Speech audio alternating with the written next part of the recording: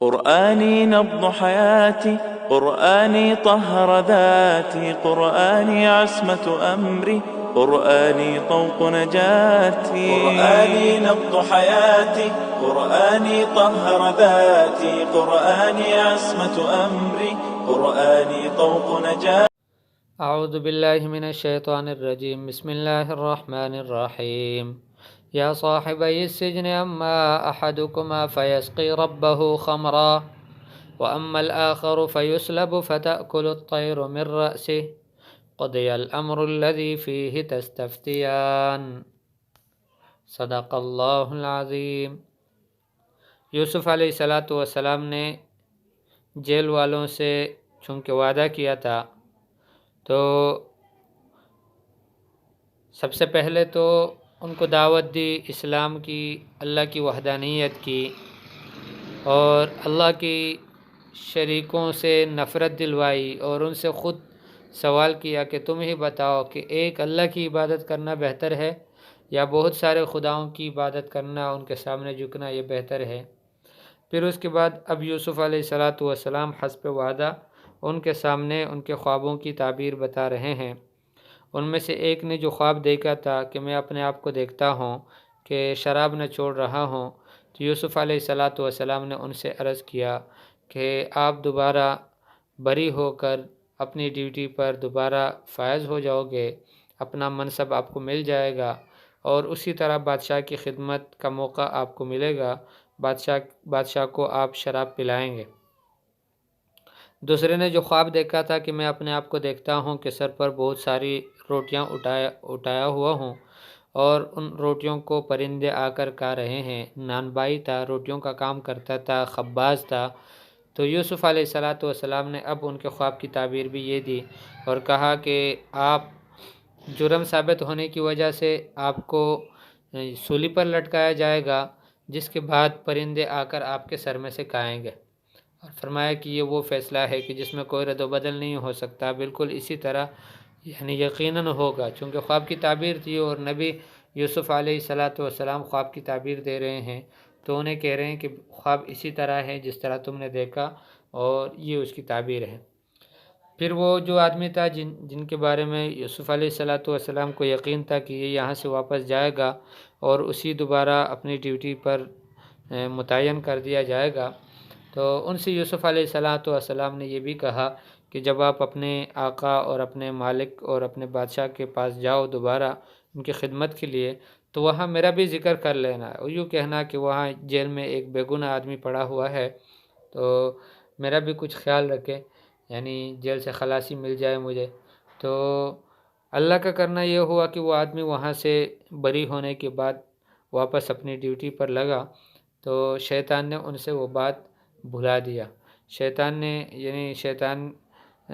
نے ان کو یاد ہی نہیں کرنے دیا.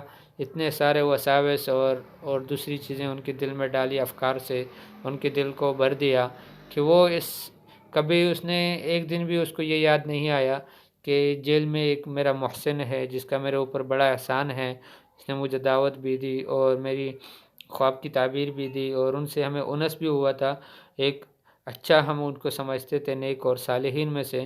اب وہ بے گناہ جیل میں پڑا ہوا ہے تو میں ان کا تذکرہ کروں اپنے آقا اور بادشاہ کے سامنے. اللہ پاک کی چاہت ہی ایسی تھی. تو فرمایا کہ پھر کیا ہوا؟ فرمایا کہ یوسف علیہ السلام جیل میں چند سال اور بھی رہے، اس لیے کہ اس آدمی کو وہ بات یاد نہیں رہی. تو آج کے سبق میں یہ ہم پڑھتے ہیں، یا صاحب السجن، اے میرے جیل کے دونوں ساتھیوں، اما احدکما، تم میں سے جو ایک ہے، فیسقی، پس وہ پلائے گا، ربہ، اپنے مالک اور اپنے آقا کو، اپنے بادشاہ کو، خمرن، شراب، اپنے آقا کو شراب پلائے گا. واما الاخر، دوسرا جو ہے، فیسلب، تو پھانسی ہو جائے گا، فتأکل الطیر من رأسہ، کھائیں گے پرندے اس کے سر میں سے. قضی الامر، فیصلہ ہوا اس امر کا، الذی فیہ تستفتیان، جس میں تم دونوں مجھ سے مسئلہ معلوم کرتے تھے، جن خوابوں کے بارے میں تم مجھ سے تعبیر مانگ رہے تھے، اس میں یہی فیصلہ ہوا ہے قضی الامر الذی فیہ تستفتیان، وہ امر طے ہو چکا ہے، یعنی فیصلہ ہو چکا ہے اس امر میں، اس بات میں جس کے بارے میں تم دونوں سوال کرتے تھے۔ تستفتیان من الاستفتاء، یعنی فتویٰ لینا، اس بات کا معلوم کرنا۔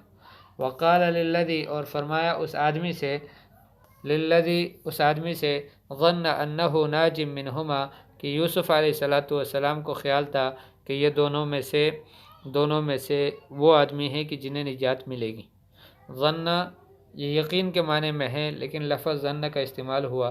وقال، اور فرمایا، للذی اس آدمی سے، ظن کہ جس کے بارے میں گمان کیا، یقین تھا ان کو، انہ ناج منہما کہ یہ دونوں میں سے نجات پانے والا ہے، اذکرنی عند ربک، مجھے یاد کرو اپنے رب کے ہاں، اپنے مالک اور اپنے آقا۔ رب عربی میں یعنی صرف اللہ کے لیے استعمال ہوتا ہے، لیکن اللہ کے علاوہ دوسری چیزوں کو بھی، جیسے گھر کا کوئی بڑا ہو تو اس کو رب البیت کہا جاتا ہے، گھر کی کوئی بڑی عورت ہو جو گھر کی سربراہی کرتی ہو، گھر کو سنبھال کے رکھتی ہو، تو اس کو عربی میں ربۃ البیت کہتے ہیں۔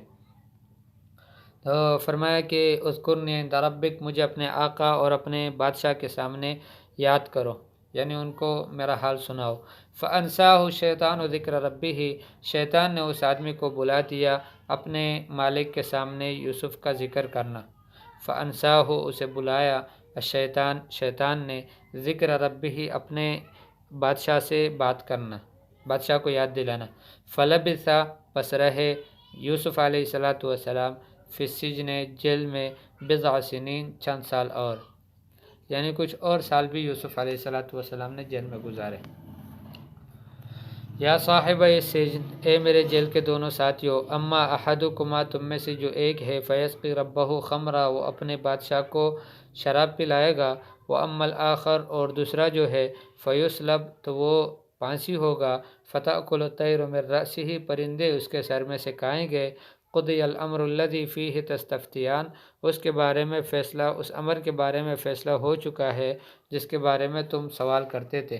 وقال، اور کہا، للذی اس آدمی سے، ظن انہ ناج منہما کہ جس کے بارے میں یقین تھا یوسف علیہ السلام کو کہ یہ ان دونوں میں سے نجات پانے والا ہے، اذکرنی عند ربک، مجھے اپنے بادشاہ کے سامنے یاد کرو۔ فانساہ الشیطان ذکر ربہ، اس آدمی کو شیطان نے بلوا دیا ذکر ربہ، اپنے بادشاہ کے سامنے یاد کرنا۔ فلبث، پس رہے یوسف علیہ السلام، فی السجن، جیل میں، بضع سنین، چند سال اور یوسف علیہ السلام رہے۔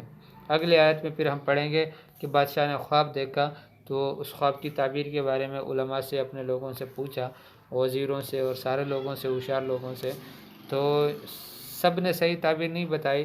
اب اس آدمی کو اللہ نے یاد دلایا اور اس آدمی نے تذکرہ کیا کہ یوسف علیہ السلام جیل میں ہیں، یہ اس خواب کی تعبیر دے سکتے ہیں۔ انشاءاللہ یہ اگلے سبق میں پڑھیں گے۔